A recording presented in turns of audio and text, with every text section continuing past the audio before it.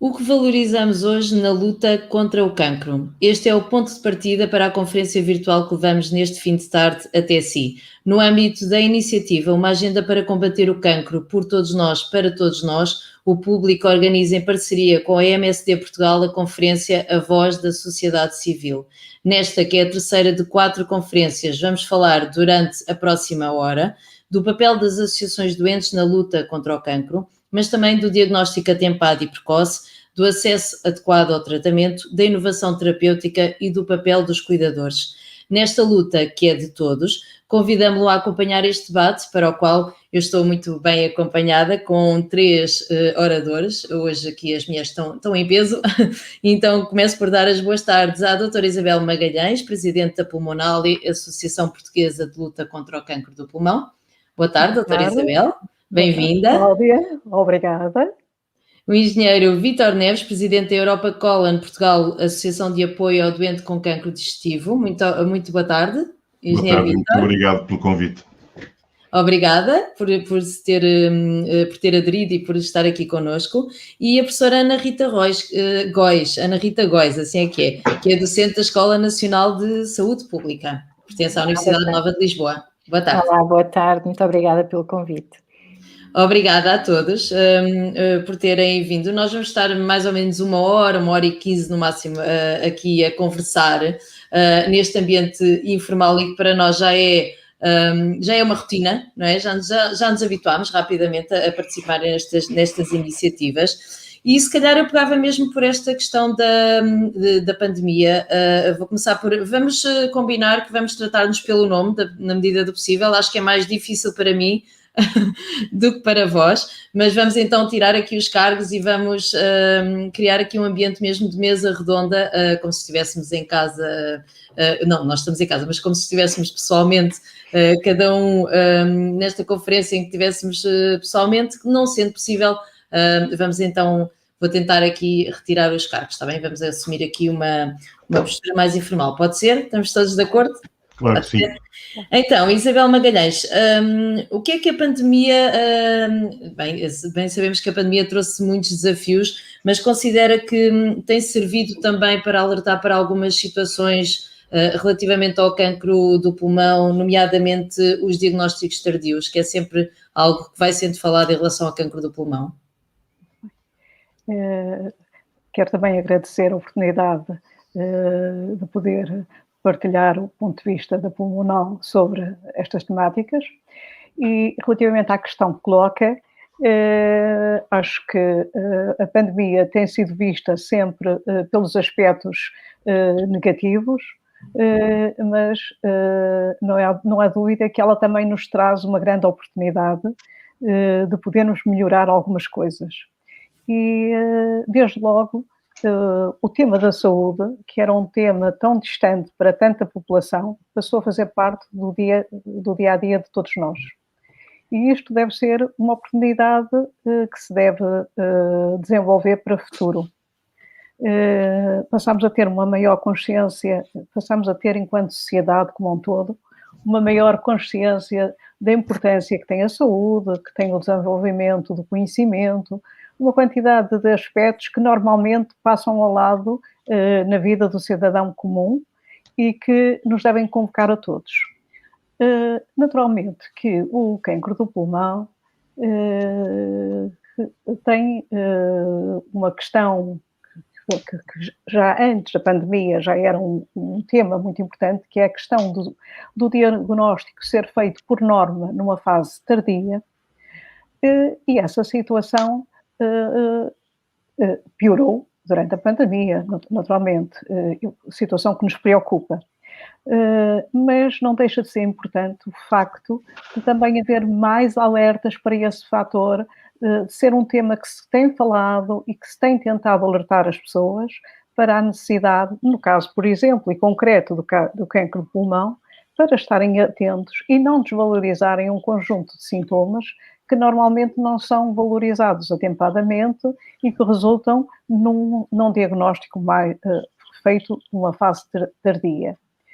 Porque nós depois também temos muito medo da Covid, mas o que temos falado nestes debates é que, e também estes webinars também servem para esses alertas, não é? Que é, não devemos descurar todas as outras rotinas que temos que fazer na área não é? Da saúde e todos os check-ups e valorizar, não existe só a Covid, não é? A Covid é mais um problema acrescido, mas há toda uma série de sintomas e de exames e de aspectos que temos que ter em consideração. E no caso do cancro do pulmão, não podemos esquecer-nos que estamos a falar da patologia oncológica com uma maior, mais mortífera e com uma maior incidência a nível mundial. Por outro lado, não existe, neste caso, um rastreio populacional, ainda não existe, e pelo que o diagnóstico fica muito naquele âmbito um bocado subjetivo do próprio indivíduo manifestar as suas queixas e, por sua vez, os profissionais de saúde também perceberem que, de facto, que tipo de doença que pode estar ali, no caso concreto, um cancro de pulmão.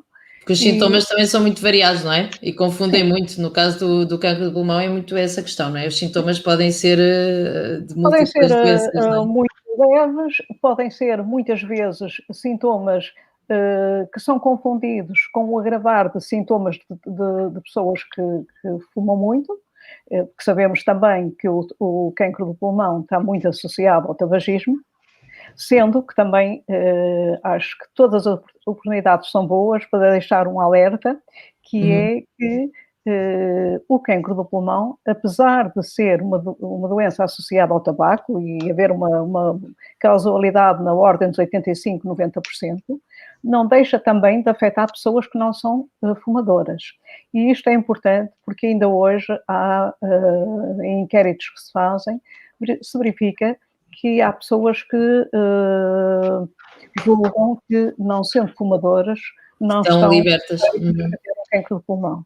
Portanto, é um alerta que aproveitamos sempre para o reforçar. Sendo que o tabaco também influencia depois outros tipos de cancro, não é? E está como uma principal causa estou a lembrar-me, por exemplo, do cancro da bexiga e outros. O tabaco é a principal causa de morte evitável no mundo, e estamos a falar não só das doenças do foro oncológico, mas temos um outro conjunto de doenças, nomeadamente do foro cardiovascular, não é? Portanto, não estamos a minimizar de maneira nenhuma a questão do tabaco, até porque provavelmente, se calhar, vamos ter a oportunidade de falar da questão, por exemplo, da prevenção, e é uma área em que a Pulmonal tem apostado sempre muitíssimo, porque acreditamos que o caminho, mesmo no que se reporta ao cancro, passa muito por uma aposta forte na prevenção. E, no caso concreto do cancro do pulmão, surge-nos logo como fator de risco o tabaco, não é? Vítor Neves, já há muitos anos que o vemos associado aqui à Europa Colon, não é? Penso que já é subejamente conhecido. E por esse mesmo motivo, por estar há vários anos ligado aqui a esta associação de apoio ao doente com cancro digestivo, que evolução é que tem assistido ao longo dos anos? O que é que há a melhorar? O que é que já melhorou? E depois já fazemos aqui uma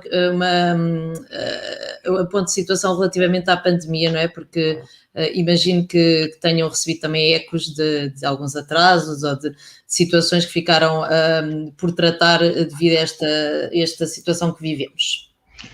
De facto, a Europa Colon já existe há quase 15 anos em Portugal e temos colegas na Europa toda, temos 32 congêneres. O que é que diz o cancro digestivo, que é a área de atuação da Europa Colon, significa que antes de 2020 que havia pelo menos 17 mil casos novos todos os anos que provocavam 10 mil mortes. E, portanto, em Portugal é um assunto de saúde pública recorrente, porque não foi só em 2020 que aconteceu, nem em 2019. Isto é um histórico eu muitas vezes refiro o professor Sobrinho Simões, que é presidente do nosso Conselho Superior, que ele diz que Portugal é muito bom a tratar e muito mau a prevenir. E Portugal, de facto, não previne doenças que são muito fáceis de prevenir, como é o cancro do intestino, por exemplo, e isso resulta que há uma mortalidade e uma incidência excessiva. Portanto, nós nascemos exatamente por causa disso, porque a mortalidade é muito grande a incidência é muito grande também e é muito fácil prevenirmos, sobretudo, o cancro de intestino, que tem o melhor rastreio custo-benefício que existe na Europa e que em Portugal tende, eu já não digo se a atrasar-se, eu já não tenho explicações para que isso aconteça. Houve um avanço em 2018 e 2019, avanço, mas com uma adesão muito fraca, e depois, portanto, é uma situação que se continua a degradar e posso falar disso mais tarde. O que é que a pandemia nos veio trazer? Eu vou começar pela parte pior. A pandemia veio trazer mais dificuldades, maior sofrimento, menos sobrevivência, maiores custos sociais e maiores custos de saúde aos doentes não Covid. Todos nós entendemos que no início da pandemia era obrigatório que, de facto, o Serviço Nacional de Saúde, até o Sistema Nacional de Saúde, se dedicasse, se transformasse, fossem alocados os meios necessários para resolver um problema que era dramático, que era novo, que não se sabia muito bem como podia ser resolvido, e nós entendemos isso, e portanto, foram fechados os acessos à saúde das pessoas nos seus ritmos normais, mas já não entendemos que em 2021 se continue e não haja uma comissão, um grupo de pessoas que tenha a missão de recuperar tudo aquilo que não se conseguiu fazer aos doentes não Covid. Mas, e portanto, hoje não era necessário que continuasse, e portanto, o que é que acontece não havendo encaminhamento, não havendo as portas abertas nos serviços, nos centros de saúde? Aquilo que acontece é que não há valorização da sintomatologia, não há diagnósticos, e os diagnósticos fazem-se, a maior parte deles, nas urgências dos hospitais, em casos agudos, e os estadios das doenças são encontrados muito mais tarde. E isso é muito mau, é dramático, é mortífero, e daí aqueles custos que eu refleti, que eu mencionei há pouco. Mas também nos trouxe coisas boas, como disse a Isabel Magalhães há pouco. Trouxe-nos a forma de ser mais clarividente para todos nós, inclusive os decisores de saúde, que a saúde é um bem e a vida que não é substituível por nada, nem pelo melhor sistema económico. E, portanto, esta Covid deu-nos a possibilidade e a oportunidade de nós vermos que, de facto, temos uma oportunidade de aproveitar aquilo que a Covid evidenciou no nosso Sistema Nacional de Saúde e que foi, de facto, a vantagem de boas unidades de sistemas de cuidados primários, a vantagem da prevenção, por exemplo, a vantagem da dispensa dos medicamentos dos doentes oncológicos nas farmácias da comunidade e a vantagem de algumas formas de telemedicina ou de aproximação por via digital aos doentes. E era bom que nós, neste tempo, os decisores de saúde, que, enfim, publicitam todos os dias os milhões, a quantidade enorme de dinheiro que vai chegar a Portugal, o saibam aplicar na saúde, porque é e deve ser prioritário. E sabê-lo aplicar na saúde, no nosso entendimento, não é só na compra de equipamentos e na admissão de recursos humanos, é a oportunidade de nós reorganizarmos o Serviço Nacional de Saúde, porque ficaram evidentes, por exemplo, hospitais com o mesmo número de doentes, com a mesma configuração arquitetónica, com o mesmo número de profissionais de saúde, obtiveram, como já obtinham antes da pandemia, resultados de eficácia muito diferentes. Portanto, há provas, há resultados que podem ser perfeitamente replicados e implementados e esperemos que esta, de facto, seja a oportunidade positiva que a Covid nos trouxe, como disse a Isabel. E depois há também situações pontuais. Estou a lembrar-me, por exemplo, a Câmara Municipal de Cascais, que organizou um rastreio populacional agora muito recentemente, um rastreio ao cancro do cólon, e é muito pontual, não é? E, idealmente estas iniciativas, se calhar, deviam ser transversais a todo o país, não é? E, por outro lado, não sei, essas pessoas depois aderem, não é? Lá está, há muito medo ainda associado a este cancro, não é? Tal como no cancro do pulmão. Mas penso que o cancro do intestino, mesmo a questão da colonoscopia e de alguns exames que existem, não é? As pessoas têm muito receio, não é? Acha que essa é uma das explicações?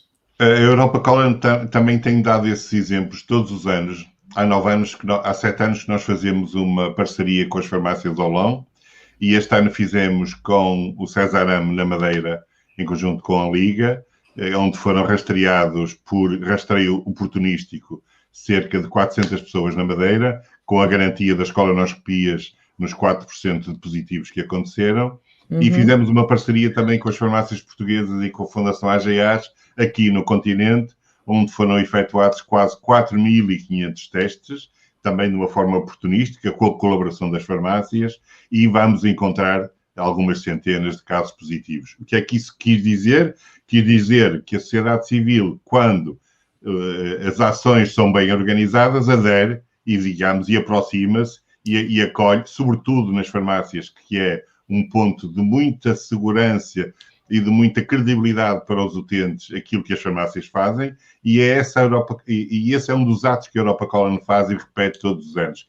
Isto quer dizer também, digamos, o primeiro objetivo foi salvar vidas, ou seja, daqueles positivos que foram encontrados, tentar que as colonoscopias e o encaminhamento para as consultas da especialidade vão a tempo de se estabilizar a doença e que possam, de facto, ter uma sobrevivência mais longa, portanto, salvar vidas, mas é também para demonstrar aos decisores, outra vez, que é fácil implementar o rastreio, ou seja, já não há justificação para que um rastreio de base populacional, como é a pesquisa de sangue oculto nas fezes, não se faça em Portugal. As pessoas têm algum rastreio das colonoscopias? Pois, com certeza que sim. A colonoscopia é o melhor método de rastreio e diagnóstico que se conhece para o cancro do intestino.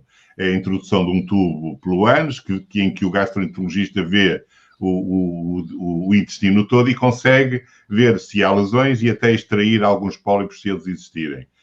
Já a anestesia já está incluída no pacote que o Serviço Nacional de Saúde paga e, portanto, eu costumo dizer, vamos perguntar a alguém se prefere fazer uma colonoscopia e ir a tempo estabilizar uma doença oncológica ou começar daqui a um mês com a primeira dose de quimioterapia do seu tratamento, porque é este o caminho. Se não fizermos prevenção, estamos na roda dos 10.500 casos novos de cancro de intestino que há em Portugal. Ou antes, agora há mais, mas que haviam em 2019. Portanto, as pessoas têm que perceber se querem, de facto, prevenir ou se querem depois, mais tarde, fazer o mesmo exame. Eu já fiz 6 colonoscopias com e sem sedação, não morri, nem fiquei diferente. Portanto, mas também temos que alertar, e se formos decisores e se quisermos implementar um rastreio de base populacional, ele tem que ser igual em todo o país, mas tem que haver uma campanha de comunicação eficaz e sensível para que todas as pessoas percebam qual é o valor e qual é a consequência de não fazermos rastreio. É isso que as farmácias fazem muito bem e é por aí que as pessoas também aderem muito bem a este tipo de rastreios. Eu própria já vi essas campanhas quando vou à farmácia, não é? Portanto, acho que a farmácia faz muito bem, e lá está, é um canal à partida de proximidade e de confiança de quem lá vem, não é? Cláudia, deixa-me só acrescentar que falou nisso e, de facto, a Câmara de Cascais, na cidade de Cascais, assumiu, de facto, colaborou connosco e assumiu que na área de Cascais também fazia o rastreio e financiou o rastreio naquela área, mas se nós quisermos, conseguimos juntar mecenas, porque outra vantagem do rastreio do cancro do intestino é que é muito barato. Estamos a falar em meia dúzia, se calhar nem tanto, de euros por cada pessoa. Pois, já não será o caso do rastreio do cancro do pulmão. Penso eu que aí a ser implementado já seria mais caro, não é, Isabel? Exatamente. Sim, estamos a falar numa realidade diferente, desde logo a questão do rastreio implica algumas questões de natureza científica. Durante muito tempo não havia consenso na comunidade científica sobre a forma de rastrear. A determinada altura começou a ser utilizada, fazer-se uma forma de rastreio nos Estados Unidos, sendo que continuaram a ser feitos estudos, nomeadamente com a população europeia, e neste momento há dados que demonstram realmente a eficácia desse rastreio, e que, por um lado, também, e nos Estados Unidos há mesmo até estudos já sobre as populações que têm feito rastreio e que demonstram uma diminuição da morte por cancro do pulmão nessas populações. Portanto, na Europa também se concluiu pelo interesse de fazer o rastreio. Neste momento há países com projetos piloto e, naturalmente, que é um tema que tem de ser também discutido em Portugal, porque certamente não será amanhã, mas num prazo que também não seja muito distante, vamos ter também que avançar com um plano de rastreio para o cancro do pulmão.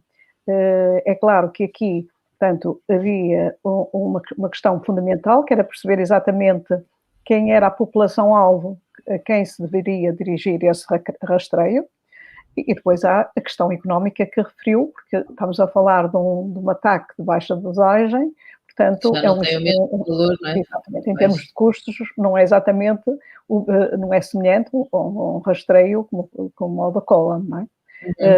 Mas, obviamente, prevenção é a base da sustentabilidade do sistema de saúde e tem de ser encarado sempre nessa perspectiva. Muito obrigada. A Ana Rita Góes não quis fazer esperar muito, mas como estava aqui a Isabel, não sei se consegue sair assim uma luz, agora de repente ficámos a vê-la assim muito escura. Se tiver assim uma luz que consiga acender, eu acho que tem a ver com o fim do dia, não é? Exatamente. É capaz de ser isso. Sim, se quiser aproveitar aqui se quiser desligar a câmara ou estar à vontade para ficar assim mais iluminada, preferimos vê-la bem, está bem? Okay.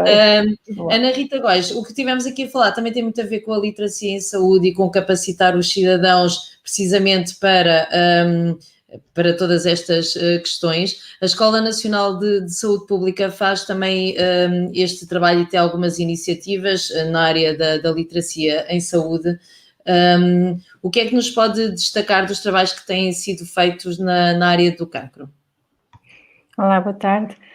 Eu gostava de começar por salientar que, de facto, estávamos a falar daqui destas questões do próprio movimento das pessoas procurarem cuidados, de fazerem os rastreios e por aí fora, e rapidamente nos lembramos da importância destas pessoas terem literacia em saúde que lhes permita identificar as necessidades e saberem onde se dirigir e tudo isso. Agora é importante também levarmos em conta a outra face da moeda. É importante que as pessoas tenham o conhecimento e as competências, mas também é preciso que os sistemas sejam responsivos às necessidades das pessoas, e os exemplos que foram aqui dados mostram precisamente isso. A diferença que é posicionar determinado tipo de iniciativas próximo das pessoas, na farmácia comunitária, por exemplo, não é? E, portanto, a literacia em saúde, de facto, prende-se com capacitar os cidadãos, mas prende-se também com tornar os sistemas mais responsivos às suas necessidades. O trabalho que a escola tem desenvolvido ao nível da literacia em saúde tem agido em diferentes vertentes. Por um lado, em tentarmos perceber como é que estamos, em termos de diagnóstico dos níveis de literacia em saúde da população. Por outro lado, percebermos que fatores é que contribuem para essa literacia em saúde e que estão associados a ela, mas também trabalho mais desenvolvido ao nível do desenvolvimento de estratégias e de políticas que permitam contribuir para a literacia em saúde, também mais neste domínio de percebermos o nível de responsividade do sistema às necessidades das populações e, finalmente, dirigidos à capacitação dos cidadãos. E, nomeadamente, nesta área específica do cancro, eu destacaria um trabalho que foi um projeto desenvolvido pela escola em parceria com outras entidades, o Inovar Saúde, cujo o estudo Cancro 2020 mostrou precisamente a importância de considerarmos os contributos de diferentes atores quando pensamos esta resposta às necessidades das populações e, portanto, que destacou, no fundo, a necessidade de envolver os doentes, de personalizar os cuidados, de considerar a sua participação na tomada de decisão. E a literacia em saúde e a participação andam sempre de mãos dadas. Há até exato. Há quem fale... Diga, Cláudia, desculpe. Não, interrompia. Há até quem fale do paradoxo da literacia em saúde. Queremos todos cidadãos com níveis muito elevados de literacia em saúde, mas depois nem sempre estamos prontos para os envolver adequadamente na construção do seu processo de saúde. Isto não é possível, quer dizer, isto é uma ideia mágica que construímos, que é possível construir literacia em saúde sem envolver as pessoas no seu processo de saúde. Não é possível literacia em saúde sem envolvimento e participação, da mesma maneira que a participação acontece de uma forma mais eficaz, mais ativa, à medida que os níveis de literacia em saúde aumentam. Mas temos que estar preparados para isto. Não há maneira de garantir bons níveis de literacia em saúde sem, de facto, investirmos num grande envolvimento dos indivíduos, numa tomada de decisão partilhada e, no fundo, em dar voz às pessoas, em ouvir as suas necessidades e, em conjunto, construirmos respostas e soluções. É muito neste sentido que os trabalhos que a escola tem desenvolvido nos têm mostrado esta necessidade, no fundo, de trabalharmos em conjunto. E depois também transmitir essas informações à população, porque depois outra questão aqui da literacia em saúde, e vimos muito isso com a pandemia, ainda estamos a ver, tem a ver também com a comunicação e com a informação fidedigna e com o facto de haver muita informação não significa que seja conhecimento propriamente dito, não é? Porque há muita contra-informação, que também é outro enorme desafio. Nós, na primeira conferência que fizemos em parceria, dentro desta iniciativa, em parceria com a MSC Portugal, tivemos a dar destaque então ao Plano Europeu de luta contra o cancro, em que uma das áreas que se pretende investir e onde vai haver investimento efetivo, foi lançado em fevereiro último, será também nesta questão da literacia em saúde. Mas o que me diz é que muitas vezes existem boas ideias e até bons projetos, mas depois é um pouco utópico, porque a aplicabilidade prática e o envolvimento dos cidadãos é que é um desafio enorme, é isso? Precisamente, e sobretudo nós temos insistido em manter uma ideia em relação à literacia em saúde como se fosse um problema que se resolvesse só com a informação. Se nós dotarmos as pessoas de toda a informação de que precisam, a magia faz-se e todos os problemas ficam resolvidos. Mas não chega, porque a literacia em saúde é sempre uma questão de desequilíbrio, ou seja, de quais é que são as exigências que eu tenho à minha frente, quais são os desafios que eu tenho à minha frente e quais são os recursos que tenho à disposição. Imaginem, se eu sou uma pessoa dita saudável, os desafios com que eu tenho que me confrontar para conseguir gerir a minha saúde são muito inferiores àqueles que uma pessoa que acabou de receber um novo diagnóstico vai ter. E, portanto, não basta que, quando eu recebo um novo diagnóstico, me encham de informação, até porque eu não vou ter capacidade de gerir muita informação de uma vez. E filtrar, exato. Exatamente. É preciso garantir que os sistemas, e aqui quando falo de sistemas, falo da saúde, falo dos outros serviços comunitários, estejam preparados para responder a este caráter dinâmico das necessidades que temos ao nível da literacia em saúde e, portanto, sermos capazes de perceber que, em determinados momentos, as pessoas vão precisar de um maior nível de apoio para conseguirem aceder à informação, mas também para serem capazes de a utilizar e implementar. E precisamos de perceber que vamos ter sempre uma população com necessidades diversas, que cada pessoa em momentos diferentes da sua vida vai ter necessidades diversas e por isso as nossas intervenções não podem estar só centradas em produzir informação mais clara, em formar os profissionais de saúde para comunicarem de uma forma mais clara, têm que olhar para o todo e pensarmos como é que conseguimos apoiar as pessoas nestes processos e, mais uma vez, envolvê-las a encontrar as soluções. Porque continuarmos com a magia da informação clara não vai resolver-nos o problema, não é suficiente para resolver o problema. É necessário, mas não é suficiente. E, aliás, a pandemia mostrou-nos isso, não é? Para além do desafio da contra-informação, como a Cláudia dizia, e portanto do desafio de tudo o que é fake news e por aí fora, é também o desafio da proximidade.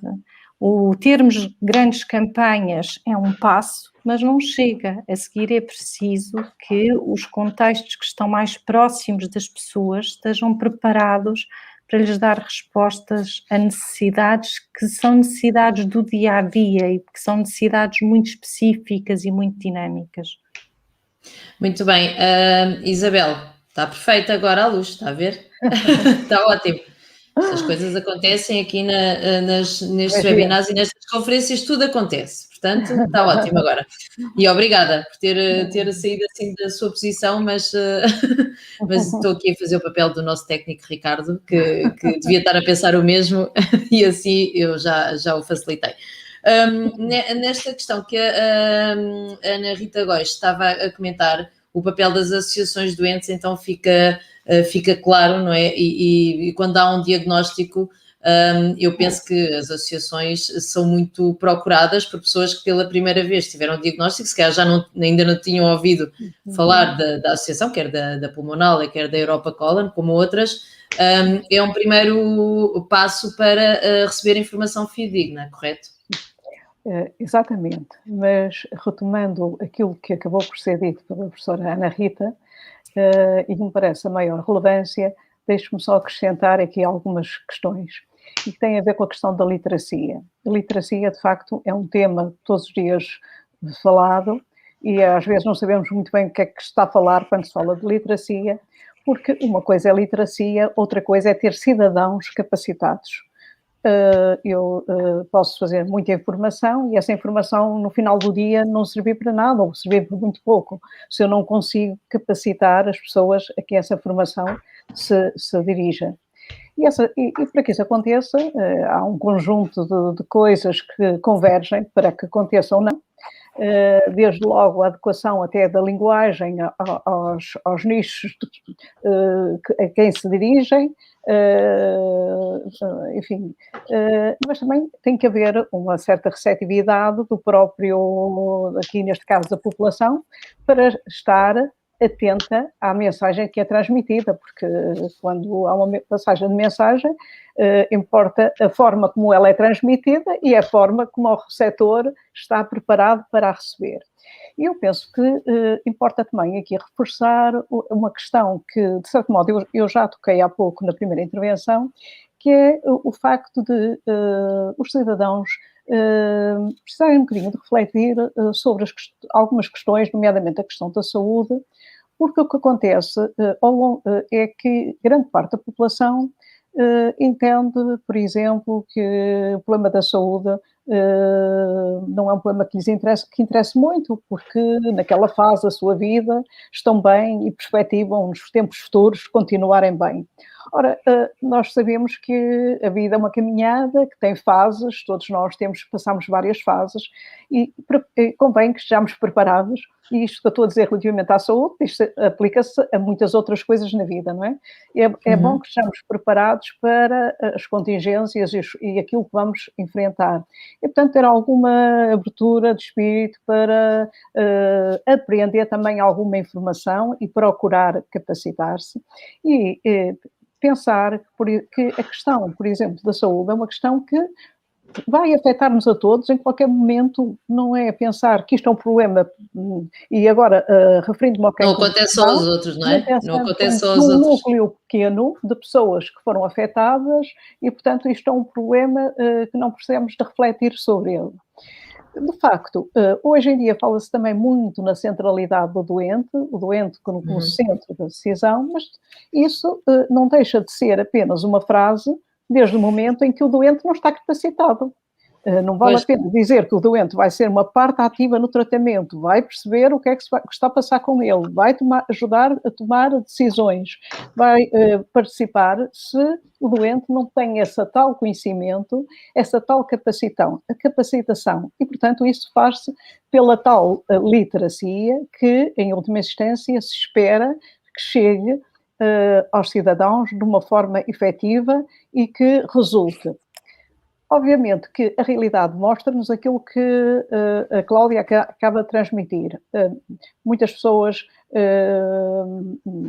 estão um bocadinho afastadas dos problemas da problemática da saúde e muitas vezes o seu primeiro contacto, e nomeadamente isto no caso da pulmonal, relativamente ao cancro do pulmão, surge quando o próprio ou um familiar é confrontado com um diagnóstico de cancro do pulmão e que precisam de ter informação, precisam de tirar dúvidas e procuram obtê-la junto de várias entidades, nomeadamente... Muitas vezes o primeiro contacto é de cuidadores ou familiares? Sim. O primeiro contacto com as associações, muitas vezes sim, exatamente pondo questões e colocando dúvidas sobre o seu caso concreto, não é?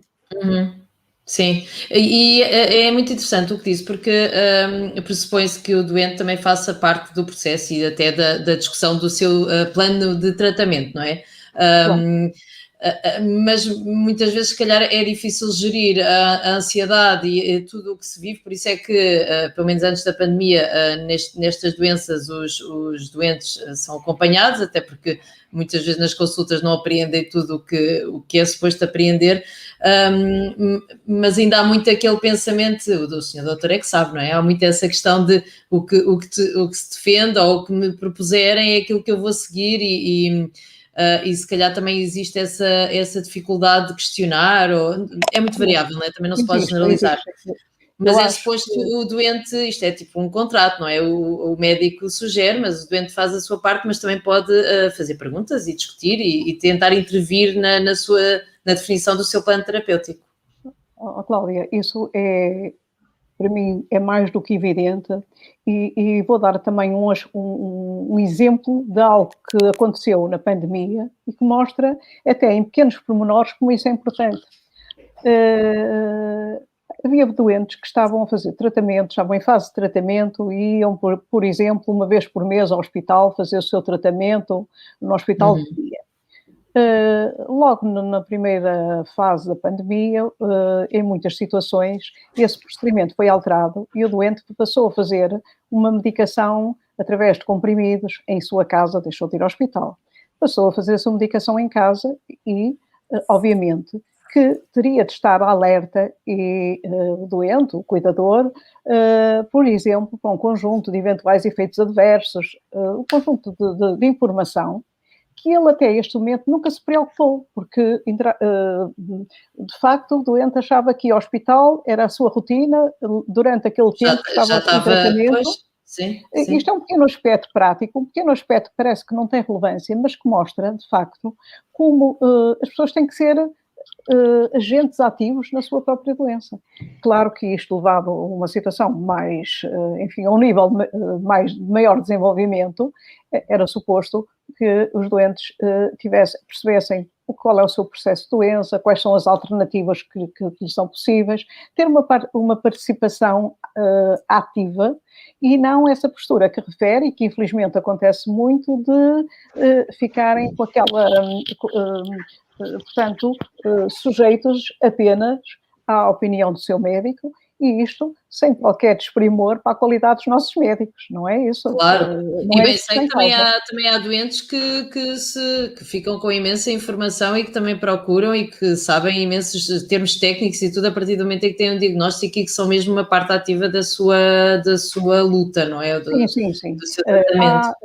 Eu diria que a nossa população é heterogénea, há uma pequena franja que procura essa informação, que vai buscar informação às fontes fidedignas e que se prepara muito bem para o episódio da doença. Mas isso não é a realidade da maioria dos doentes. A maioria dos doentes, muitas vezes, eu tenho ouvido médicos especialistas,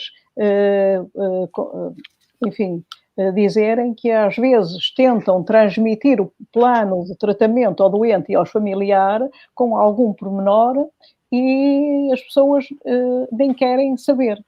Muitas vezes preferem passar à frente e dizem essa frase que é o seu todo tecido, como me referiu, não é? Pois, exato, porque aí também se calhar não se querem envolver tanto, portanto é muito variável, não é? Claro. Vítor Neves, considera que existe estigma e discriminação para o doente oncológico, quer até da própria sociedade? Às vezes, como é uma doença que mete tanto medo, ou já não, ou já melhorámos a esse nível? Porque havia em questão dos direitos também e uma série de situações em que o doente oncológico não está protegido, mas como é que a sociedade civil também se tem encaminhado nesta questão do doente oncológico? Quando nós ouvimos a professora Ana falar em envolvimento dos doentes, temos que acreditar e acreditamos que, de facto, estão-se a dar passos muito importantes para que a participação das pessoas no seu processo terapêutico e no seu processo de saúde evolua, e já volto a falar nisso daqui a pouco. Mas respondendo àquilo que diretamente a Cláudia me está a dizer, não, os doentes oncológicos, além da doença que já chegava, não é?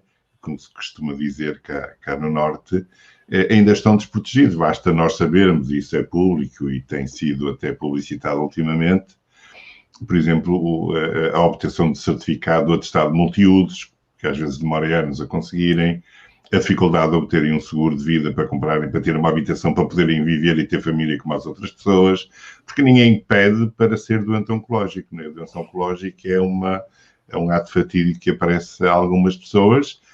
Felizmente, a maior parte daquelas, mais de 50%, sobrevive e tem uma vida estabilizada por muitos e muitos anos, e a investigação tem caminhado, tem dado passos decisivos e longos, e, portanto, cada vez mais vai haver longevidade dos portugueses, vão durar cada vez mais anos e cada vez mais as doenças vão ter, até a Covid vai ter controle, e, portanto, as pessoas vão viver. Agora, o resto tem que ser um sistema, como a professora Ana disse, e penso que foi daí que eu também posso retirar isso, um sistema conjuntural que funcione todo no mesmo sentido. Não adianta só pensarmos que a informação vai chegar aos doentes todos da mesma forma e eles vão adquiri-la e vão ficar aptos para responder a tudo que querem. Há diferentes personalidades, há diferentes tipos de reação. E também há uma necessidade de mudança de mentalidade, como todos nós que estamos aqui conhecemos, e é preciso que este conjunto, e quando eu falava há pouco no sistema de mudarmos a nossa organização do sistema de saúde, também passam muito por aí. É bom que a comunicação seja uma área que seja mais desenvolvida na academia, e hoje não é. É bom que a gestão hospitalar seja feita por pessoas ligadas à saúde, e todos hoje sabemos que a maior parte não é. Isto quer dizer o quê? Quer dizer que era importante que um gestor hospitalar percebesse que o tempo das consultas, por exemplo, tem que ser diferente. Alguém entende que um doente vai saber uma notícia da decisão da consulta de grupo, por exemplo, e chegam 2, 3 minutos, 4 minutos do médico para lhe explicar que ele tem uma doença oncológica e qual é o prognóstico, e responder-lhe alguma pergunta que ele não vai fazer porque ele nessa altura fica perfeitamente bloqueado, mas o cuidador ou o familiar que está com ele lhe vai responder. O processo não está preparado para que, de facto, envolva, como a professora Rita, o doente no seu próprio processo clínico. E todos nós sabemos, e até há documentos e livros bastante credíveis a dizerem que até há vantagem terapêutica no envolvimento positivo do doente no processo terapêutico. Portanto, por exemplo, um caso que eu conheço, não vou falar em nomes, mas há um médico oncologista que a primeira coisa que faz é dar o seu número de telefone e o e-mail aos doentes, na primeira consulta. E depois ele é médico oncologista, mas dedicou-se a uma área hepática. E parece que os tratamentos hepáticos, eu não sou médico, como sabem, os tratamentos de oncologia hepática têm efeitos, quase todos eles, ou todos eles, têm efeitos colaterais profundos. E ele entende que tem que conhecer primeiro a personalidade do doente para depois partilhar com ele, face aos benefícios de um tratamento e do outro, e aos malefícios de um e do outro tratamento, o que é que o doente prefere fazer. Porque hoje em dia é preciso ouvir e envolver o doente, e vou repetir outra vez, que há doentes que podem preferir durar mais 5 ou 6 anos com uma vida com menos qualidade. E há doentes que preferem viver 3 ou 4 com mais qualidade. Isto abreviando uma grande análise que preciso fazer sobre isto. Ou seja, já há médicos que têm esse cuidado, que é de facto envolver o doente no conhecimento do prognóstico da sua doença, em vez de ser o próprio doente pelas consequências físicas e anímicas a chegar lá, e depois envolver a família e o doente no seu próprio processo. Isso é importantíssimo, mas para isso também os médicos têm que ter mais tempo de consulta, porque não chega a ter 10 ou 15 minutos. Há uns doentes, quando vão lá substituir as prescrições, chegará, e que nem devia ser feita nessa altura, mas para consultas em oncologia deste tipo, por exemplo, um doente que pode ser incluído no ensaio clínico, o médico fala com ele e depois dá-lhe um conjunto de papéis, às vezes são 25 páginas para o doente ler, conscientemente informado que ninguém percebe metade daquilo que lá está escrito, e o doente vai dizer, como a Isabel diz, se eu te fizer, está bem feito. Pois, e não exato. pode ser, porque um doente que acede, digamos, a incluir-se, a pertencer a um ensaio clínico, tem que perceber as vantagens e os inconvenientes e o que é um ensaio clínico. E também, deixe-me dizer-lhes que as próprias associações doentes devem ser mais chamadas, estou a falar das associações doentes estruturadas, capacitadas, que há muitas, devem ser chamadas mais a este tipo de apoio. Por exemplo, a Europa College está a desenvolver um projeto com uma candidatura internacional de apoio a doentes em cuidados paliativos na zona norte do Rio Douro. E vamos apoiar os doentes que não estão internados em cuidados paliativos no seu domicílio, com as várias valências que eles podem ter necessidade.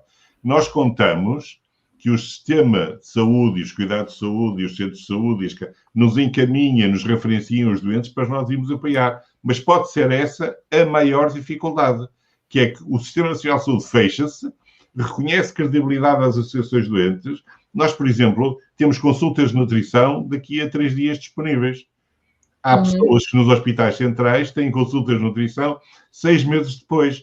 Porquê é que não se utilizam essas valências, e até são grátis, da sociedade civil, das associações doentes, para, naquilo que é possível, digamos, deixar espaço para as coisas fundamentais que o Sistema Nacional de Saúde tem que ter relativamente aos doentes oncológicos. Não há uma interligação, é isso? Fazia sentido as associações doentes para estarem integradas nas equipas da Direção-Geral da Saúde, do Ministério da Saúde, fazia sentido. Teoricamente estamos, Cláudia, e se hoje a Europa College é consultada para que os seus médicos deem opinião, por exemplo, para a aprovação de uma nova tecnologia. E nós acreditamos que até tem algum peso. Mas é preciso que esta mentalidade, mas que isto seja um facto, que esta mentalidade, de facto, entenda que tudo aquilo que é, e falo da sociedade civil, o sistema privado, o sistema social, que sejam todos, e que as pessoas mudem a mentalidade e entendam que estamos todos a trabalhar para o mesmo sítio, que é melhorar a qualidade de vida dos doentes e melhorar a eficácia e a eficiência do Sistema Nacional de Saúde. Não, outra coisa que lhe vou dizer que é muito simples. A preparação das colonoscopias, que nos exames de diagnóstico ou de rastreio é muito complicada. Tem uma preparação. Normalmente eles vão aos hospitais, dão-lhe um protocolo que é uma folha... No dia anterior, sim. Dão assim uma lista, não é? Uns dias antes. Ok. As pessoas lêem, depois têm 2 soluções. Ou não percebem nada, ou dizem ao médico, ou estão de facto conscientes do que vão fazer. Nós criamos uma linha telefónica que dá apoio às pessoas e que lhes explica outra vez o papel. E temos pessoas que percebem à primeira e outras que é preciso falar muitas vezes. E é neste apuramento, digamos, dos vários agentes que estão, e as associações doentes podem ser um polo muito importante. As associações doentes, hoje em dia, têm nos seus conselhos superiores cientistas, também têm políticos, têm pessoas ligadas à indústria, pessoas ligadas à academia, à educação, e, portanto, hoje já têm valências que elas próprias, no seu interior, podem ajudar muito o processo global de saúde. E, portanto, era preciso que, de facto, esta mentalidade que eu acredito, e vou repetir, que é a oportunidade grande que o Sistema Nacional de Saúde tem de se poder reorganizar, de reinventar, como muitas pessoas dizem às vezes, melhorando a qualidade. E esta área não é aquela que vai exigir investimentos. Esta área é aquela que, se calhar, só vai exigir mudança de mentalidade e vontade do sistema se reorganizar, para que, de facto, aquilo que muitas vezes se diz pomposamente, que não foi o caso da professora Ana, a centralização do doente no sistema, o doente está no centro do sistema. De facto, não está. Os hospitais foram construídos baseados naquilo que os doentes precisam, mas os doentes não têm voz naquilo que acontece. Pois os doentes ficam perdidos no sistema, não é? Os doentes muitas vezes ficam perdidos no sistema. Falarmos, vamos ao Hospital de Santa Maria e tem 2 sistemas informáticos que não falam uns com os outros. Por exemplo, os dados. Já não é de tempo que o RON, o chamado RON, existe há muitos anos, e que se pudessem extrair dados para se perceber, por exemplo, que os medicamentos que são muito caros em oncologia, que foram aprovados há 5, 6 ou 7 anos, quais foram os resultados efetivos na prática, na vida real, não nos ensaios clínicos, que são coisas diferentes, que aqueles medicamentos trouxeram comparativamente com os outros que existem ou que estão a chegar. E estamos a falar de tratamentos mais inovadores, não é? Exatamente, mais inovadores, e aqueles que foram aprovados há 5 ou 6 anos, que ninguém sabe qual foi o resultado prático a nível de sobrevivência, de efeitos colaterais. E, a partir daí, apurar a gestão, até financeira, do próprio Ministério da Saúde. Porque podem haver medicamentos novos mais económicos ou mais caros, mas que tenham melhor resultado de eficácia. E, portanto, enquanto nós não tivermos dados, e não só, por exemplo, os doentes têm o direito, falamos em direito e segregação, como falam no início, de saberem os resultados em saúde dos hospitais. Hoje falei com uma senhora de Porto Alegre, que a mãe tem um cancro gástrico. E a mãe está parada em casa, acabou 4 ciclos de quimioterapia pré-operatória e está parada em casa porque o aparelho de Castelo Branco avariou e ela está parada à espera de uma ecoendoscopia para verificarem o estebeamento e se ela vai para a cirurgia ou não. E, portanto, disseram, olha, enquanto não veio com o aparelho, melhor é continuar a quimioterapia. Não pode ser. Não pode ser. Portanto, sim. Tem que haver alternativas, como, por exemplo, em muitas áreas da saúde nós criamos uma comunidade de apoio aos tumores neuroendócrinos, que é outra área em que a burocracia é enorme e as pessoas perdem-se no sistema com a burocracia. Portanto, o sistema tem que estar focado efetivamente no doente. Há alguma dificuldade técnica, o sistema tem que arranjar solução e há solução para isso. E, portanto, temos que valorizar as pessoas, porque por valorizarmos as pessoas e por integrarmos as pessoas, vai haver ganhos em saúde. E aquilo que eu estava a dizer há bocado era o seguinte: os doentes, quando têm uma patologia, têm o direito de saber, em Porto Alegre, quais são os resultados, do tratamento do cancro da mama dos últimos 10 anos e do cancro do cólon. E quais são os hospitais que estão centros de referência para tratamento e para cirurgia do cancro do reto. Que não é a mesma coisa se for operado, quer queiramos, quer não. Eu falei em Porto Alegre, porque é um assunto 2, mas Castelo Branco, Vila do Bispo, Faro, Portimão e Porto, Lisboa e Coimbra, não é a mesma coisa. E depois as taxas de sobrevivência também vêm daí, certo? E, portanto, há muito a fazer na oncologia, em termos organizativos, e todos temos nós que colaborar com isso, certo? No fundo é isso. Professora Ana Rita Góis, eu estava a tentar que nos chamássemos pelos nomes, mas aqui os meus colegas de painel não estão a respeitar isto, portanto eu fico aqui, fico aqui pressionada. Professora Ana Rita Góis, eu digo Rita e depois junto o R ao Góis, Ana Rita Góis. Aqui a Academia tem também um papel, e eu penso na Escola Nacional de Saúde Pública há também esta necessidade de proximidade com as associações doentes. Considera que é relevante e bem sei que isto, lá está, todos temos vidas muito ocupadas e que às vezes é difícil também colocar esta multidisciplinariedade mesmo no dia-a-dia, mas a Academia tem também tentado, e no vosso caso vocês tentam aproximar-se das associações doentes e tentar fazer um trabalho de alguma forma conjunto?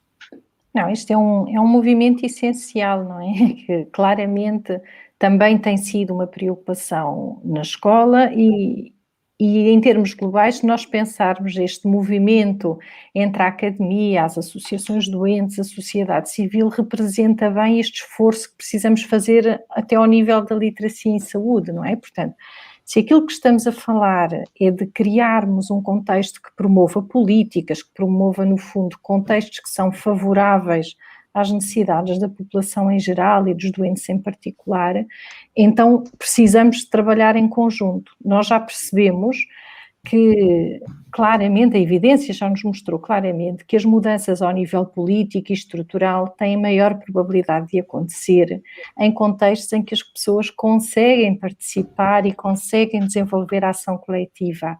E, portanto, em que consigam ter voz, como ficou aqui já subejamente referido durante esta conversa.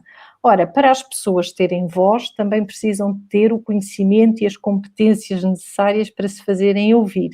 E esta foi já, aliás, o Vítor Neves referiu já isto mesmo, falou há pouco das associações de doentes capacitadas, não é? E, portanto, destacando claramente a importância de terem ao seu alcance o conhecimento, as ferramentas que os tornam mais eficazes para agir.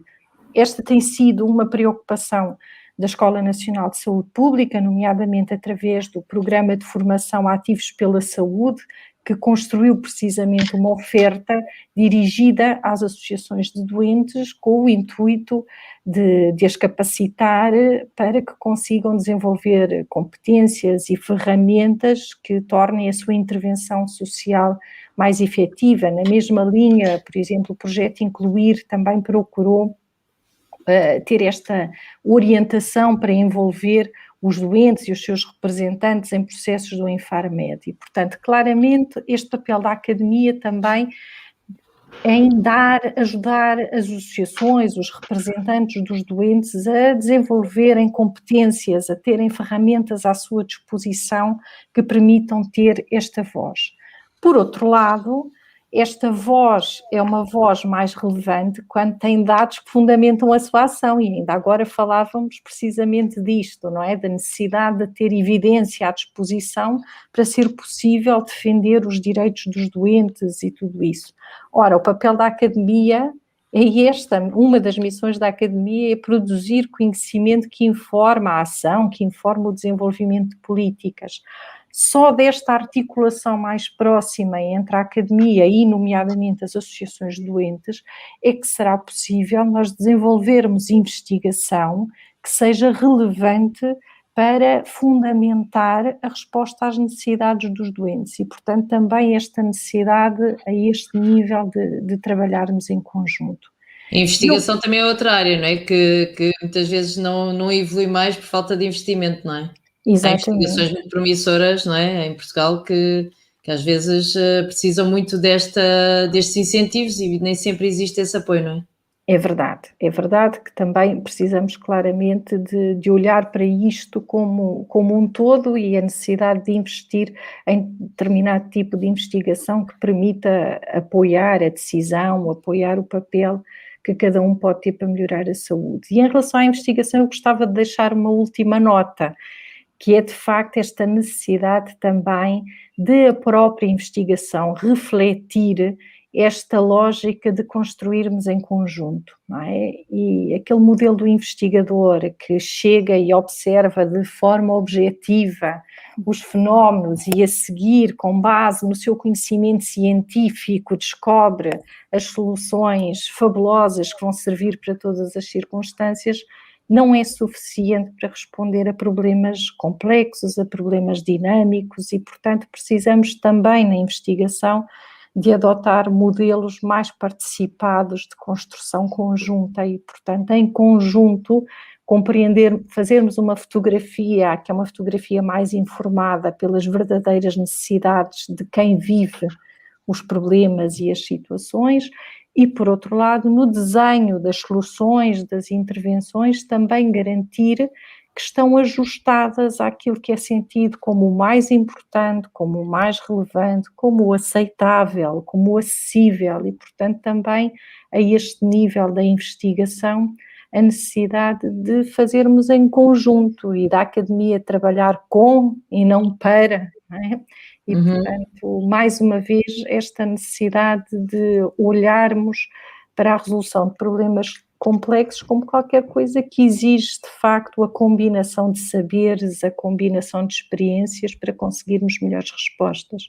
E muitas vezes a investigação também é muito tentativa e erro, não é? Às vezes a primeira pergunta ou as primeiras questões, aquilo que está encaminhado para uma determinada fórmula e depois é tudo ao contrário. E no caso dos docentes e no seu caso em particular, existe também a preocupação de capacitar os futuros profissionais na área da saúde, porque à partida já são profissionais que vão com um olhar mais de aquela questão do sangue novo, não é? De estarem mais informados e também, bem sei que são outras, também temos há alunos de várias idades, não é? Mas também com este advento da tecnologia e da inovação, há essa preocupação de também capacitar os futuros profissionais para que esta literacia em saúde e a capacitação do cidadão depois seja algo natural?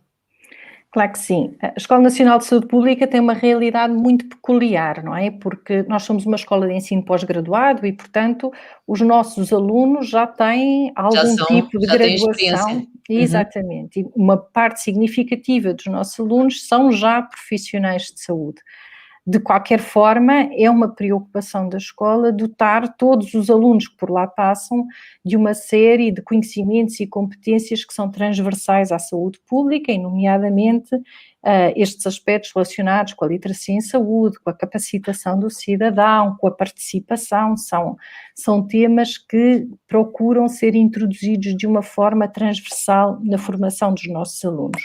Depois, há cursos que têm uma orientação particular para dotar os nossos alunos não só da sensibilidade para estas questões, mas que eles possam ser, de facto, parte ativa na compreensão e na solução dos problemas, nomeadamente, por exemplo, o mestrado em promoção da saúde é um curso muito orientado precisamente para contribuir que os estudantes saiam da Escola Nacional de Saúde Pública com a capacidade para estudar, mas também para intervir nestas áreas da literacia em saúde, da capacitação do cidadão, do desenvolvimento de abordagens participadas e, portanto, no fundo também para a intervenção de base mais comunitária e mais orientada para aquilo que são as necessidades específicas de determinados contextos, mas naturalmente isto são preocupações que são preocupações de todos os dias, no caso específico da nossa escola e no meu caso em particular.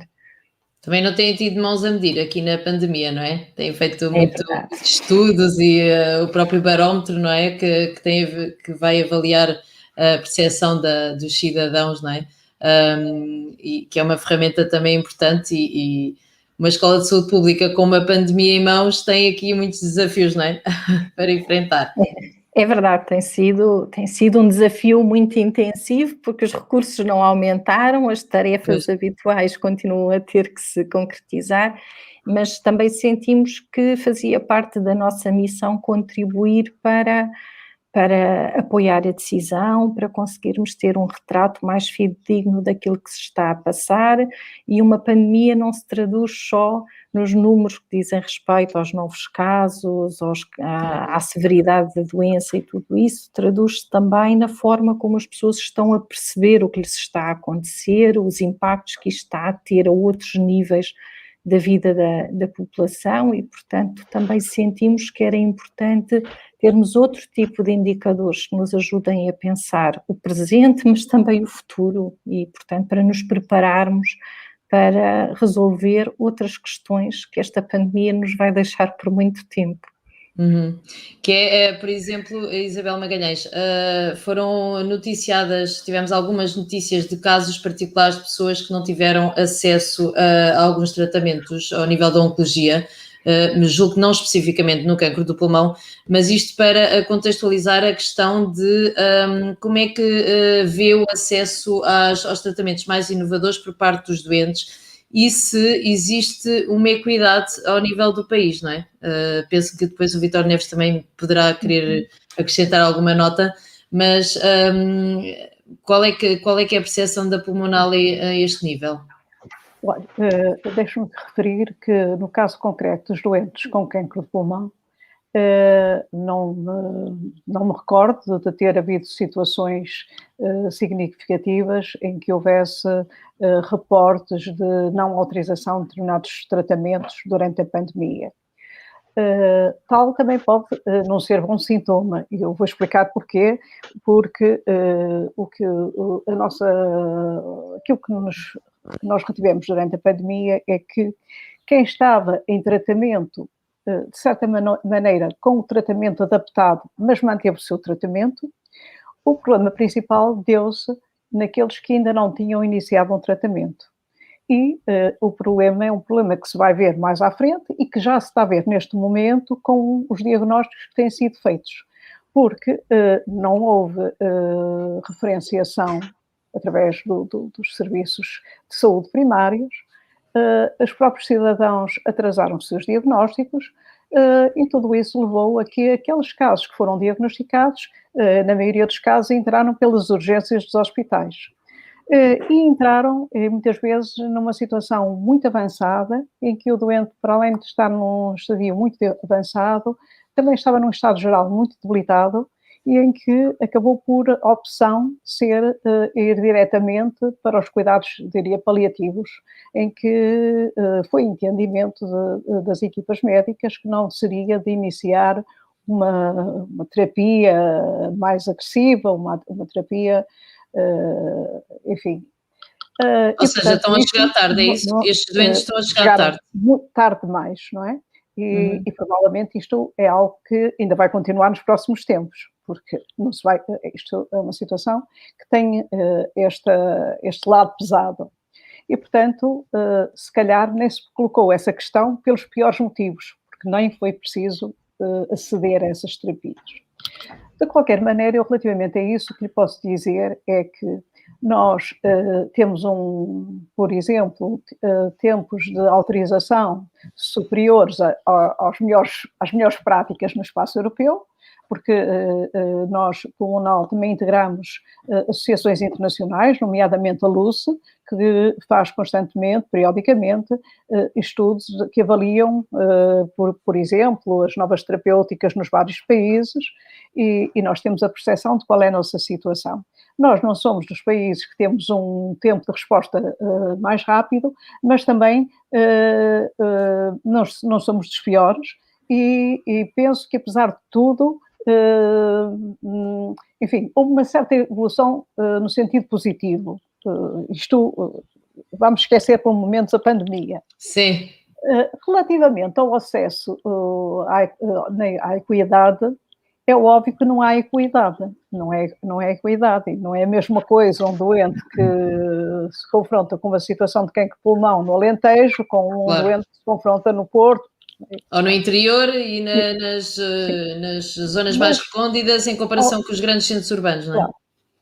E obviamente que nós estamos atentos a isso e uma das coisas que tentamos fazer também, para além de apoiar os próprios doentes, é também trazer esse assunto para a agenda política, para que seja um tema a ser tratado. Não obstante, deixe-me dizer-lhe que isto é um tema de difícil resolução, porque assim, nós não vamos com certeza nunca ter centros de excelência de tratamento, por exemplo, do cancro de pulmão ou de outra patologia qualquer, em todas as cidades, em todos os locais de Portugal. Isso é o que temos que ter. É uma resposta articulada, é uma resposta que seja capaz de satisfazer as necessidades dos doentes de igual forma, independentemente do sítio onde eles estão. Tem que haver um sistema tem de ter uma resposta mais integrada em termos de sociedades primários, hospitais de proximidade, centros de referência, cuidados paliativos e por aí fora. E também não nos podemos esquecer que na base disso tudo há um problema que transcende a própria saúde e que tem a ver com as disparidades do contexto cultural e do contexto socioeconómico em que os cidadãos se encontram nas diferentes localidades. Portanto, isto é um problema complexo que deverá ser resolvido, mas que implica a conjugação de múltiplos esforços e a colaboração de vários atores. Muito bem. Vítor Neves, quer acrescentar em relação aqui aos doentes com cancro digestivo e este acesso aos tratamentos? Claro que sim. Queria só referir, antes de ir direto aos atrasos, que sou testemunha, e era não precisava de nenhum advogado, mas sou testemunha da valia que a Escola Nacional tem sido, não propriamente em toda a área pedagógica que evolui, mas sobretudo na ligação que tem feito às associações de doentes, Ruth Ribeiro, a professora Ana Escoval e outros docentes que têm feito de forma programada, intensiva e com benefícios práticos, que é a forma importante que nós podemos ajudar a capacitar as associações. De facto, existem mais de 200 associações em Portugal, nem todas têm os mesmos objetivos, nem todas têm também os mesmos intérpretes, e a sociedade vai precisar que as associações também estejam preparadas para responder às necessidades que a sociedade civil lhes vai trazer. O valor da investigação, nós vamos vê-lo agora com estas novas chegadas de meios financeiros e esperemos que vamos ter a coragem de não nos termos que rir relativamente aos valores que vão ser aplicados na investigação, porque todos nós sabemos que os grandes valores da investigação são feitos pelas indústrias farmacêuticas, gostemos ou não, mas elas fazem, porque se não o fizerem também as entidades públicas que deviam fazê-la em valor e em quantidade muito maior, não o fazem porque não têm meios, apesar de termos dos melhores investigadores do mundo em várias áreas, como todos sabem. Estou a falar no I3S, por exemplo, que é uma escola que eu estou mais perto. A equidade existe, ou seja, a falta de Portugal é só um e todas as pessoas têm que ter direito a ter o mesmo tipo todas as pessoas têm que ter direito em Portugal a um acesso rápido ao diagnóstico e ao melhor tratamento para a sua doença naquele estadio e de uma forma mais rápida. Vivam no Porto, em Lisboa, em Coimbra, em Bragança, em Castelo Branco, em Porto Alegre, e isso não existe. Nem existe nos tempos, nem existe nos produtos que eles têm acesso. E, portanto, não há linhas definidas, nem há nada que defina o tipo de tratamentos para as mesmas doenças, e isso tem que acabar, porque como a Isabel disse muito bem, tanto sou português eu, que nasci no Porto, como a minha esposa, que nasceu em Aljó, e como as outras pessoas que nasceram em Rabo de Peixe, nos Açores. De facto, aquilo que atrasou, eu concordo com a Isabel, tem mais efeitos nefastos os atrasos do que propriamente o acesso. Dos casos que eu acompanhei, esses casos eu os acompanho pessoalmente, e sobretudo na área do cancro pancreático, que às vezes são precisos medicamentos diferentes. Eu não tenho razão de queixa dos tempos de aprovação do Infarmed em tudo aquilo que nós entendemos e em tudo aquilo que os doentes reclamaram. A resposta do Infarmed foi rápida. Agora sim, os atrasos nos exames complementares de diagnóstico, os atrasos no acesso à terapêutica, porque, por um lado, os hospitais não tiveram capacidade de reagir. Os doentes, também é verdade, tiveram medo de se dirigir aos hospitais para tratamentos. A mudança dos tratamentos, que às vezes levou a que os pacientes desconfiassem que se eu tenho uma determinada terapêutica que era feita em determinado sentido, e eu agora é-me sugerida outra terapêutica, terá o mesmo efeito, e podem ter desacreditado e diminuído a adesão. Algumas consultas que eles faltaram no início. E, portanto, isso tudo contribuiu para que as doenças se agravassem. Nós todos sabemos, não vale a pena estar aqui a falar em números, quantas cirurgias não foram feitas, quantas colonoscopias e outros exames de rastreio não foram feitos, e quantas consultas de cuidados primários continuam a não ser feitas, que é pior do que não terem sido feitas, vão contribuir para o aumento da necessidade. Portugal vai continuar a ser um dos países que tem uma longevidade maior, mas não somos como os japoneses. Nós temos longevidade, mas uma longevidade doente. Com menos qualidade de vida, não é? Que vai necessitar de muito apoio e, portanto, vamos somar àquilo que já havia, os atrasos que houve nos acompanhamentos dos doentes com oncologia e as sequelas que os doentes Covid vão ter, mesmo tendo conseguido passar a doença, ficarem curados, eles vão ter sequelas, e nós não nos podemos esquecer que os nossos cuidados continuados antes da Covid e os cuidados paliativos já estavam muito deficientes. Se juntarmos a isso pouco cuidado e importância que estamos a dar e sempre demos aos cuidadores informais, os cuidadores informais são peças importantes no Sistema Nacional de Saúde e que têm que ser acompanhados, e o estatuto do cuidador informal em projeto piloto, na minha opinião, não funciona, e, portanto, nós fizemos um inquérito europeu, participamos no inquérito europeu e inquérito cá no nosso país, e vamos começar amanhã a lançar um portal de apoio aos cuidadores informais, começa amanhã, vai ser lançado amanhã para o país, e vamos tentar apoiar, aumentar a literacia, tentar ver em que é que nós podemos contribuir para que o desgaste dos cuidadores informais, e alguns dedicam-se 24 horas a acompanhar doentes, muitos anos. Pois é, alternativa, muitas vezes. E é isso que nós queremos dar. Nós queremos aperceber daquilo que eles precisam, através de vários instrumentos que temos, e queremos ajudar a substituí-los, por exemplo, nos tempos de desgaste, a dar-lhes outro tipo de espaço para eles poderem cuidar deles próprios, para poderem cuidar melhor ainda dos seus cuidadores. Portanto, isto insere-se naquilo que a Ana disse e que é a nossa visão da política de saúde de Portugal, que é: tem que haver uma mudança global e tem que haver um método organizativo onde todos temos que caber para que, de facto, as pessoas a vida, as pessoas, sejam a parte principal do nosso país, porque não há bem mais importante do que a nossa vida nem a nossa saúde. E, portanto, nós queremos que a grande parte do investimento que possa ser feito em investigação, nós vimos que a vantagem de se terem investido nas vacinas que foram, em tão pouco tempo, o valor que isso trouxe para a humanidade, e, portanto, está provado mais uma vez que é aí que a investigação, nós temos investigadores enormes em Portugal e capacidade enorme dela se desenvolver, temos que investir em investigação, é melhor do que investir em futebol, quer queiramos ou não. E, portanto, investigação, saúde, dar tempo aos médicos, retirar-lhes muitas funções administrativas que eles perdem tempo imenso, em vez de falam com o computador, em vez de estarem a falar com os pacientes e a explicar-lhes a sua posição na evolução da sua terapêutica. É por aí que nós temos que ir, em conjunto com as associações doentes, porque nós acreditamos que é um passo e que acrescenta um valor importante ao Sistema Nacional de Saúde do nosso país. Um tema tão em dia, não é? O do futebol hoje, Vítor Neves, não é? Eu acho que já está concebido para isso mesmo, não é? O negócio do futebol está concebido para isso mesmo. É para colher estes tempos todos que nós queremos, está concebido, mas temos todos a obrigação de trabalhar contra isso, eu acho. Há uma maior sobrevivência dos doentes também, porque há mais diagnóstico e acompanhamento, mas pior qualidade de vida, na sua opinião?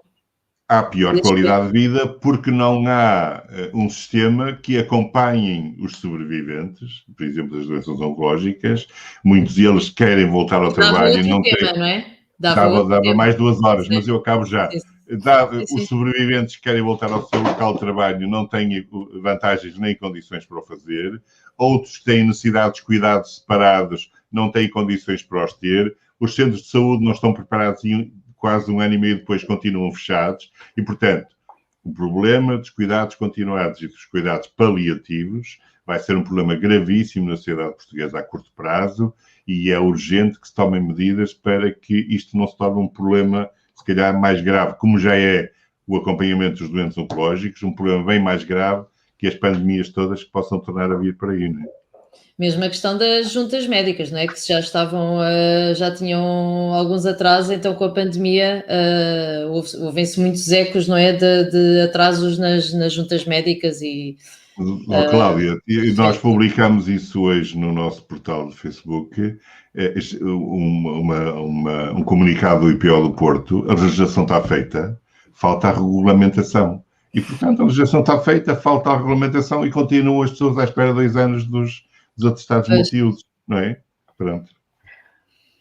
Bom, temos aqui imensos tópicos e com isto já passou 1 hora e 17 minutos, portanto acho que vamos ter que encerrar este webinar, porque já estamos mais ou menos dentro daquilo que tínhamos estipulado. Eu gostava, antes de me despedir de quem está a assistir através do site do público, de pedir uma mensagem final sobre esta questão. Há pessoas que não gostam muito da questão da palavra luta contra o cancro, mas de facto é disso que se trata, independentemente de se gostar ou não da terminologia. O que é que nós valorizamos hoje? O que é que acham que devemos valorizar? E que mensagem final é que deixariam às pessoas que nos estão a ver? Professora Ana Rita. A mensagem que eu gostava de deixar é que podemos todos fazer parte da mudança que queremos ver acontecer. E falámos aqui hoje já subejamente desta mudança de paradigma, que é uma mudança que implica, de facto, reconhecer a necessidade de envolvimento, de participação, mas também é uma mudança em que é necessário que olhemos não só numa perspectiva de diagnóstico e de tratamento da doença, mas olharmos também numa perspectiva de bem-estar.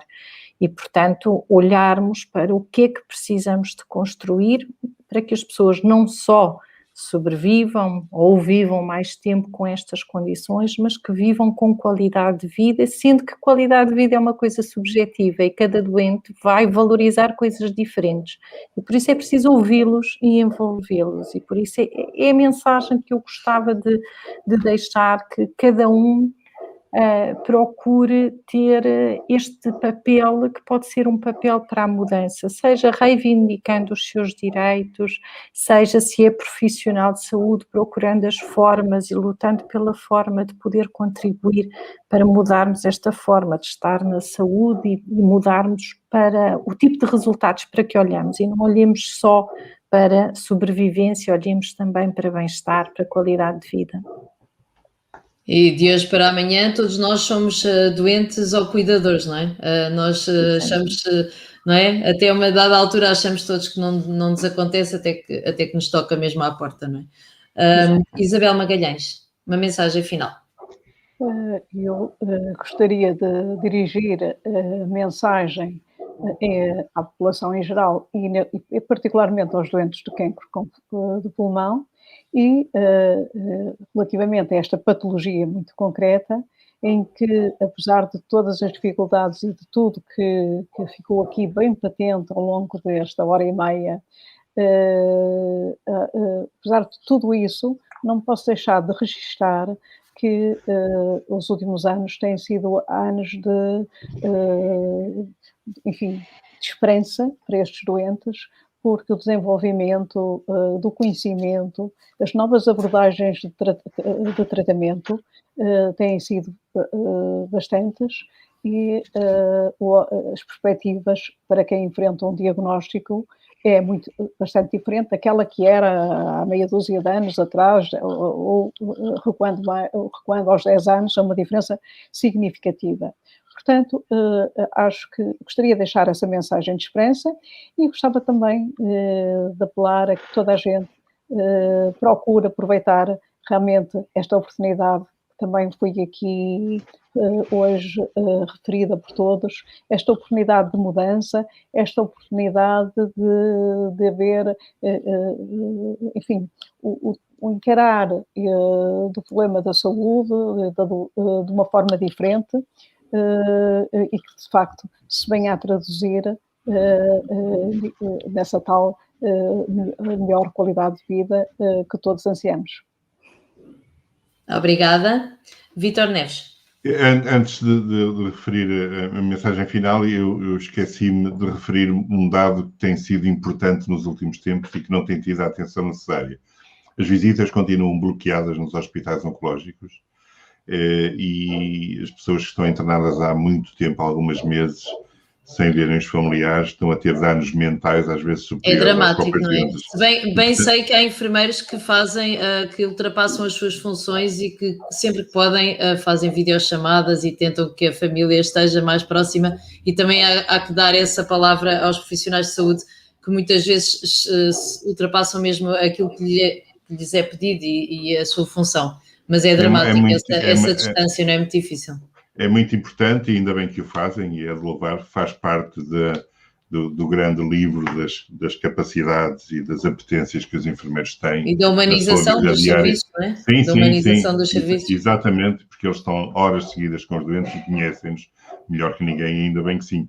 Mas não é a mesma coisa e, portanto, os danos mentais que as pessoas estão a ter, estando afastadas da família, como estiveram as pessoas dos lares, mas de forma diferente, era bom que as unidades hospitalares pensassem na reabertura imediata, com certeza algum programas de restrições, mas não é? Se tiveram aqueles milhares todos ontem no Marquês, também se podiam criar condições para que os doentes tivessem visitas, é verdade. E queria deixar provavelmente aqui... até, como há projetos pilotos na área da cultura, não é?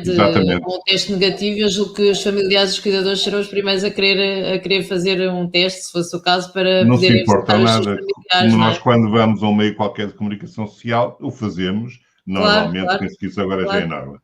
E queria deixar uma imagem, a mensagem que eu queria deixar ficar aqui é que esta mudança que todos nós, acho que foi comum, que precisamos de fazer e que a Covid nos ensinou a estarmos mais sensíveis para ela, é que devemos apostar muito, a começar nos decisores de saúde, na prevenção e diagnóstico precoce. No meu entendimento, é essa a alavanca da evolução da saúde no nosso país. Prevenção e diagnóstico precoce que começa na valorização dos cuidados nas unidades de cuidados de saúde primários, que não podem estar fechadas. Já chegava a Covid, encaminharam para lá as vacinas. Todos nós sabíamos que ia dar ainda mais problemas de acessibilidade aos doentes nisso. Sabemos que as vacinas são necessárias, mas haveria com certeza outras formas delas serem feitas.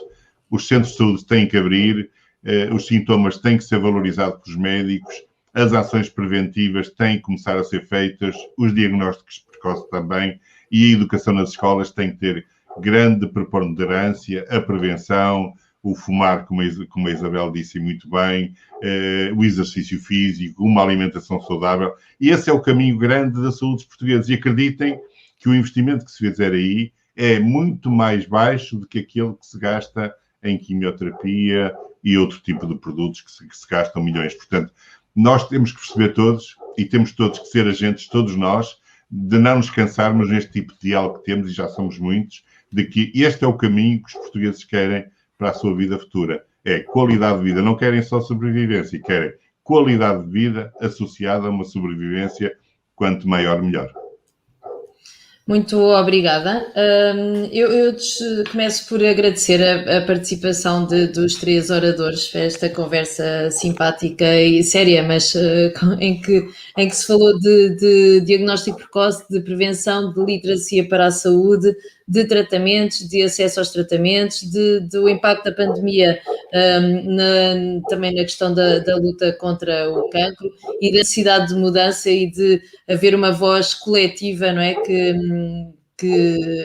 nos consiga levar para a promoção da saúde mais do que o tratamento das doenças, e para que tenhamos todos maior qualidade de vida e maior confiança. Da minha parte, gostava de salientar que esta iniciativa, uma agenda para combater o cancro por todos nós, para todos nós, vai ter mais uma conferência em data a definir. Nós vamos sempre divulgando nos meios do público. Gostava de agradecer e dar uma palavra à equipa técnica, na pessoa do Tiago Loureiro, da Catarina Cunha e do Ricardo Sampaio, que são colegas do público, que estiveram a colaborar para que tudo corresse bem e que chegasse tudo em condições até vossas casas. Esta é uma iniciativa do público em parceria com a MSD Portugal.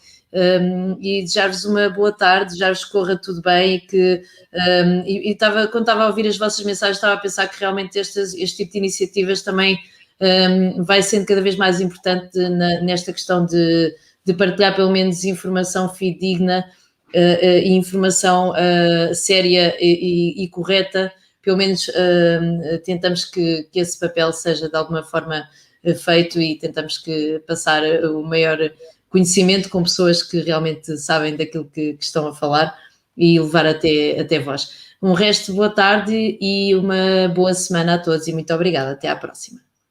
Boa tarde. Obrigada. Obrigado. Boa tarde, obrigada. Obrigado. Obrigada.